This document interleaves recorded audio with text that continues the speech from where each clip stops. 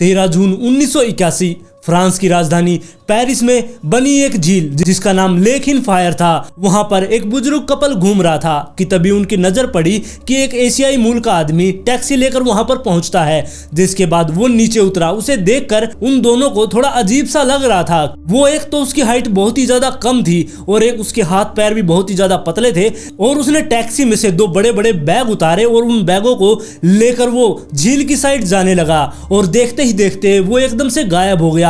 लेकिन उन बुजुर्ग महिला और उस आदमी को उसके ऊपर थोड़ा शक हो गया था। जिसके बाद उन्होंने पुलिस के पास फोन कर दिया और पुलिस मौके पर वहां पर पहुंच जाती है। पुलिस वाले वहां पर आसपास में छानबीन करते हैं लेकिन उन्हें वो आदमी तो नहीं मिलता, लेकिन वो 2 बैग मिल जाते हैं। और जब पुलिस वालों ने उन दोनों बैगों को खोलकर देखा, उनके पैरों के नीचे से जमीन खिसक गई थी। क्योंकि एक बैग के अंदर तो एक लड़की के कटे हुए शरीर के हिस्से थे और दूसरे बैग के अंदर एक लड़की का सर था।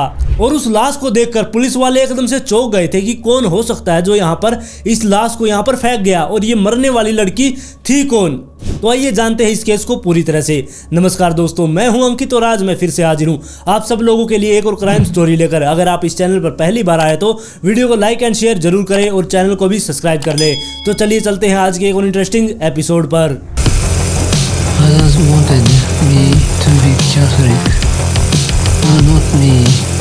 I have no right to be Catholic. 生きたままじゃやっぱり無理だって言うて、それは食べれば死ぬでしょ。छब्बीस April 1949 Japan का एक शहर कोबे, जहां पर एक लड़के का जन्म हुआ जिसका नाम ईसे सगावा था। और वो एक प्रीमेच्योर बेबी था क्योंकि वो 7 महीने के अंदर ही पैदा हो गया था। और जैसे जैसे ये बड़ा हो रहा था इसकी हाइट भी रुक गई थी, इसकी हाइट नहीं बढ़ रही थी। वैसे तो जापान के लोग बहुत छोटे छोटे होते हैं लेकिन ये उनसे भी छोटा था और खासकर इसके हाथ पैर बिल्कुल पतले पतले थे, जिसे बचपन में तो ये इग्नोर कर दिया करता। लेकिन जैसे जैसे ये बड़ा हो रहा था इसको एहसास होने लगा कि ये और लोगों से अलग है क्योंकि ये बिल्कुल दुबला पतला है। और इसके पतले होने की वजह से जो इसके हाथ और पैर बिल्कुल पतले थे डंडी की तरह, ये बात इसको पिंच करने लगी। ये बात इसके दिमाग में बैठ गई थी। और जब ये 24 साल का हो चुका था और कॉलेज में पढ़ रहा था, उस टाइम पर इसके कॉलेज में वहां पर एक जर्मन लड़की थी जिसे देखकर ये पता नहीं उसकी तरफ आकर्षित हो गया और धीरे धीरे उसका पीछा करना शुरू कर देता है। और इसने पता लगा लिया था कि वो जर्मन लड़की किस अपार्टमेंट में रहती है। और फिर एक दिन मौका लगाकर ये उसके अपार्टमेंट में घुस गया और उसके ऊपर जाकर ये हमला करना शुरू कर देता है। लेकिन ये बहुत ही ज्यादा कमजोर था जिसकी वजह से उस लड़की ने इसके ऊपर काबू पा लिया और इसको पकड़कर इसके ऊपर बैठ गई। और जिसके बाद उसने पुलिस वालों के पास फोन कर दिया और तुरंत ही पुलिस वहां पर आ गई और उसे पकड़कर ले गई। जिसके बाद सगावा के ऊपर रेप केस लग जाता है। लेकिन जो सगावा था वो वहां पर रेप करने के इरादे से नहीं गया था। इसके बारे में मैं आप लोगों को आगे बताऊंगा कि वो वहां पर क्यों गया था। और वैसे भी आप लोग समझ ही जाएंगे कि वो वहां पर क्या करने गया था। और जब उसको जेल हो गई उसके बाद जो उसके फैमिली वाले थे वो बहुत ही ज्यादा अमीर आदमी थे, इसलिए उन्होंने आकर पुलिस वालों से सेटिंग कर ली, उनको पैसे वैसे खिलाए जिसके बाद उन्होंने जेल से सगावा को बाहर निकाल लिया। अब सगावा घर पर आ गया था और उसकी फैमिली को भी ये विश्वास नहीं हो रहा था कि वो किसी लड़की को रेप करने के मामले में, मतलब कि उसके ऊपर रेप करने के इरादे से उसके घर में घुसा है, ये बात उनको हजम नहीं हो रही थी। और सगावा ने फिर जल्द ही अपना कॉलेज पूरा कर लिया और कॉलेज करने के बाद ये लिटरेचर में पीएचडी करना चाहता था क्योंकि ये पढ़ाई में बहुत ही ज्यादा होशियार था। इसके बाद इससे पूछा जाता है कि ये पीएचडी कहां पर करना चाहता है, तब इसने बताया कि ये फ्रांस में जाना चाहता है और वहां पर जाकर ये पीएचडी करेगा। इसलिए इसके घर वाले इसे फ्रांस में भेज देते हैं पीएचडी करने के लिए। और फिर ये फ्रांस की राजधानी पेरिस में पहुंच गया। वहां पर जाने के बाद इसने पीएचडी में एडमिशन ले लिया और उसी यूनिवर्सिटी में ये पढ़ने लगा। और वहां पर जाने के बाद इसे एक फ्रेंच लड़की मिली जिसका नाम रैनी हार्टवेल्ट था। और जो ये रैनी थी ये बहुत ही ज्यादा खूबसूरत थी और इसकी टांगे भी बहुत ही ज्यादा लंबी थी, जिसकी वजह से जो सगावा था वो इसकी तरफ आकर्षित हो गया था। और जल्द ही इसने रैनी के साथ दोस्ती कर ली। उसने भी सोचा कि ये जापानी है और पढ़ने लिखने में भी बहुत ही ज्यादा होशियार है, जिसकी वजह से उसने इसके साथ दोस्ती कर ली। अब ये दोनों बहुत अच्छे दोस्त बन गए थे और साथ साथ घूमने लगे थे। और फिर एक दिन सगावा ने उस लड़की से जाकर पूछा कि मुझे फ्रेंच में कुछ पोएम के बारे में आपसे पूछना है, इसलिए आप क्या मेरे अपार्टमेंट में आ सकते हो। तब वो लड़की भी हाँ कर देती है और शाम के टाइम उसके अपार्टमेंट में चली जाती है। और जब वो उसके अपार्टमेंट में चली गई, वहां पर जाने के बाद वो एक टेबल पर जाकर बैठ गई थी। सगावा ने उसे जाकर कुछ बुक्स दे दी। वो बुक्स को देख ही रही थी कि तभी सगावा ने पीछे से जाकर एक गन को लोड किया और उसकी गर्दन पर लगाकर गोली चला दी। गोली लगते ही रैनी की वहीं पर मौत हो गई और वो वहीं पर गिर पड़ी। सगावा ने उस लड़की को तो मार दिया था, लेकिन उसके गोली चलाते ही उसने देखा कि वहां पर चारों तरफ खून ही खून फैल गया है, जिसे देखकर वो वहीं पर बेहोश हो गया। क्योंकि वो एक कमजोर दिल का व्यक्ति था, वो वहीं पर बेहोश पड़ा रहा। पता नहीं कितने घंटे बीत गए और कई घंटे बीतने के बाद जब वो होश में आया, उसने देखा कि वो लड़की मर चुकी है और उसके दिमाग में एक आदमखोर बनने का ख्याल आ गया। और ये ख्याल आज से नहीं, उसके बचपन से ही उसके दिमाग में बैठा हुआ था और उसने ये सोचा था कि वो इस लड़की की टांगे खा जाएगा। जी हाँ, आपने सही सुना, वो उस लड़की की टांगे खाना चाहता था। क्योंकि जब वो छोटा था उसकी टांगे सबसे ज्यादा उसके शरीर में पतली थी और जब वो होश में आया, मतलब कि वो टीन एजर में आया, उसे दुनियादारी की समझ आने लगी। उसने देखा कि उसकी टांग और लोगों से बहुत ही ज्यादा कमजोर है और फिर उसने अपनी माँ की टांगों को देखा। उसकी माँ की टांगे बहुत लंबी लंबी और खूबसूरत थी। उन्हें देखकर उसको पहली बार ये लगा कि उसकी माँ की टांगों को वो खा जाए। उसके दिमाग में ये ख्याल घर कर गया था। जिसके बाद वो स्कूल में गया, कॉलेज में गया, जहां पर भी उसे लड़की दिख जाया करती जिनकी टांगे बहुत लंबी हुआ करती, उन्हें देखकर उसके मन में यही ख्याल आया करता कि क्यों न मैं इनकी टांगों को खा जाऊं। और इन्हीं सब के चलते हुए वो इंसानी मांस के तरफ अट्रैक्ट होता गया। और उस दिन जब वो जर्मन लड़की का पीछा करते हुए उसके अपार्टमेंट में घुसा था और उस लड़की ने उसके ऊपर काबू पा लिया था, वो उसे रेप करने के इरादे से नहीं घुसा था। उस लड़की की भी वो टांगे खाना चाहता था, इसलिए सगावा उसके घर में घुसा था। और फिर वो वहां पर जेल के अंदर चला जाता है, लेकिन जेल से भी वो जल्द ही बाहर आ जाता है। जेल से बाहर आने के बाद भी वो मौके की तलाश में था कि उसे कब मौका मिलेगा लड़कियों की टांगे खाने का, और ये मौका उसे पेरिस जाने के बाद मिला। अब उसके सामने रैनी गिरी हुई थी, अब वो उसकी टांगे खाने के लिए तैयार था। फिर वो रैनी को उठाता है और सीधा ही अपने दांतों से उसकी टांगों को खाने की कोशिश करता है, लेकिन वो उसकी टांगों को नहीं खा पाता।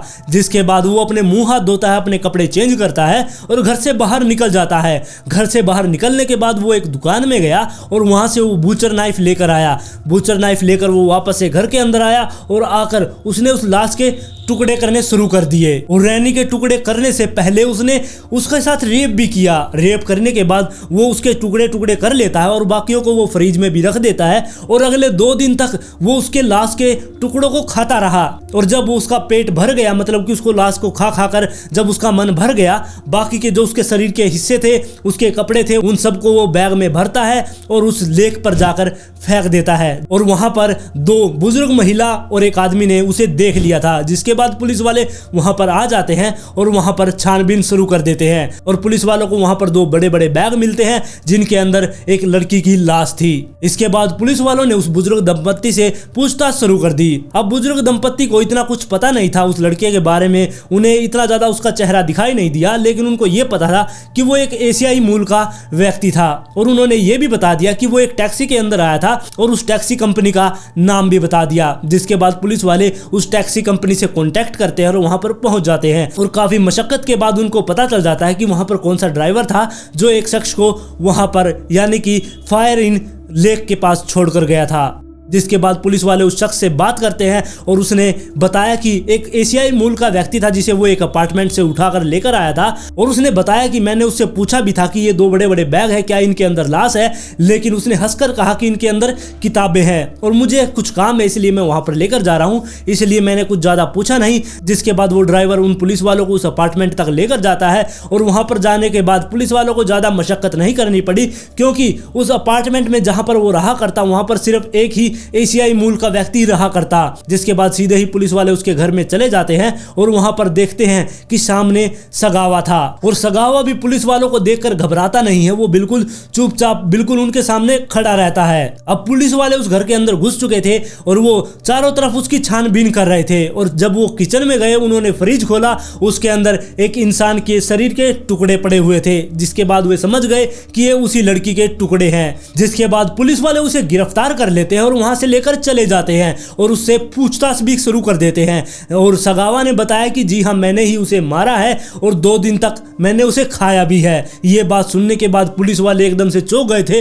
उनके पैरों तले से जमीन खिसक गई थी कि ये आदमी एक खूंखार दानव है, क्योंकि इतना छोटा सा दिखने वाला व्यक्ति और एक लड़की को मारकर खा गया। और इसको पकड़ने के बाद इसकी खबरें मीडिया में आ गई थी और चारों तरफ इसी की चर्चा होने लगी। और जब ये खबर बाहर फैल गई तब सारे के सारे लोग चौंक गए थे कि पेरिस के अंदर एक ऐसा आदमखोर भी घूम रहा था लोगों के बीच में, जिसने एक लड़की को मारकर 2 दिन तक खाया है। और वो सभी के सभी लोग उसके ऊपर गुस्सा तो थे, लेकिन सबको ये पता था कि शायद हो सकता है उसकी दिमागी रूप से हालत ठीक नहीं है और वो ये अपना ड्रीम बता रहा था, उसका सपना था कि वो किसी लड़की को मारकर खाए। और इसलिए जब उसे अदालत में ले जाया गया, वहां पर भी जो उसके वकील थे उन्होंने कहा कि इसे एक हत्यारे के रूप में सजा नहीं दी जा सकती क्योंकि इसकी मेंटल हेल्थ ठीक नहीं है। जिसके बाद इसे हॉस्पिटल में भेज दिया गया और हॉस्पिटल में उसका इलाज होना शुरू हो गया। लेकिन काफी दिन बीत गए, मतलब कि 2-4 हफ्ते बीत गए और जो फ्रांस के लोग थे वो भड़कना शुरू हो गए कि हमारे पैसों से जो हम टैक्स भर रहे हैं वो टैक्स के पैसे इसके ऊपर क्यों खर्च किए जा रहे हैं, इससे अच्छा तो इसे मार दिया जाए। लेकिन उसको मार नहीं सकते थे क्योंकि वो एक मेंटल पेशेंट था। जिसके बाद उसके परिवार वालों को, यानी कि सगावा के परिवार वालों को पता चल जाता है कि उसने एक लड़की को मार दिया है और वहां पर वो एक हॉस्पिटल के अंदर बंद है। जिसके बाद उसकी फैमिली वाले फ्रांस का बहुत ही महंगा वकील हायर करते हैं, उसको बहुत सारा पैसा खिलाते हैं और उससे ये कहते हैं कि हम अपने बच्चे को वापस से जापान ले जाएंगे क्योंकि वैसे भी इसको मेंटल हॉस्पिटल में रखना है और आपके लोग भी ये कह रहे हैं कि इसके ऊपर क्यों पैसा खर्चा जा रहा है। जिसके बाद वहाँ की अदालत भी इस चीज़ के लिए एग्री हो गई और उसे जापान भेज दिया गया। और जापान लाने के बाद उसे एक मेंटल हॉस्पिटल में ले जाकर रखा गया। और जब सगावा जापान में आया था उसकी खबरें जापान में पहुंच चुकी थी और वो बहुत ही ज़्यादा सुर्खियों के अंदर आ गया था। और 5 साल जब वो हॉस्पिटल में रहा, मेंटल हॉस्पिटल में जब वो 5 साल रहा, उसके बाद 5 अगस्त 1986 को मेंटल हॉस्पिटल वालों ने एक सर्टिफिकेट दे दिया उसको कि वो बिल्कुल ठीक है, अब वो बाहर रह सकता है लोगों के बीच में। जिसके बाद वो हॉस्पिटल से बाहर आ जाता है और घर पर रहने लगता है। और बाहर आने के बाद सगावा ने अपनी एक किताब लिखी और वो किताब उसने उसी लड़की के ऊपर लिखी थी, यानी कि रैली के ऊपर उसने ये किताब लिखी थी कि उसने उसको क्यों मारा और उसका सपना था उसकी टांगों को खाने का और उसने उसको मारकर उसको खाया है। और ये सारी चीजें उसने डिटेल में लिखी थी। और जब उसने ये किताब पब्लिश की उसके बाद ये जापान के बेस्ट सेलर में आ गई थी और उसकी चर्चा चारों तरफ होने लगी। और इस किताब के लिखने के बाद उसने 18 किताबें और लिखी और फिर धीरे धीरे उसे फिल्मों में भी काम मिलने लगा और साथ में उसने पोर्न फिल्म के अंदर भी काम किया था। और वो देखते ही देखते जापान का एक बहुत बड़ा सितारा बनता जा रहा था। जिसके बाद उसे कई बार फूड कंपटीशन में भी बुलाया गया और वहां पर उसकी हेडलाइन ये हुआ करती कि जिसने इंसान के मांस को खाया है वो यहाँ पर चीफ गेस्ट है। और आज भी सगावा जिंदा है और उसकी उम्र 72 साल हो चुकी है और वो जापान के एक शहर के अंदर रहता है। और कुछ साल पहले उसका इंटरव्यू लिया गया, तब उसने बताया कि उसके मन में आज भी ये ख्वाहिश उठती है कि वो किसी के पैरों को खा जाए, किसी लड़की के पैरों को वो आज भी खाना चाहता है। लेकिन उसका कहना था कि वो ऐसा नहीं करेगा क्योंकि वो अब सुधर चुका है। और सगावा एक ऐसा इकलौता शख्स है जो कि एक आदमखोर भी है और साथ में ही एक बहुत बड़ा सितारा भी। और वो लोगों के बीच में भी जाता है और लोग उसे पसंद भी करते हैं। और ये थी जापान के उस आदमखोर हैवान की कहानी। और आज की कहानी में बस इतना ही। अगर आपको स्टोरी पसंद आई तो इस वीडियो को लाइक एंड शेयर जरूर करें और इस चैनल पर नए हैं तो चैनल को सब्सक्राइब कर ले। और जल्द ही मिलते हैं ऐसे ही दिल दहला देने वाले एक और इंटरेस्टिंग एपिसोड के साथ।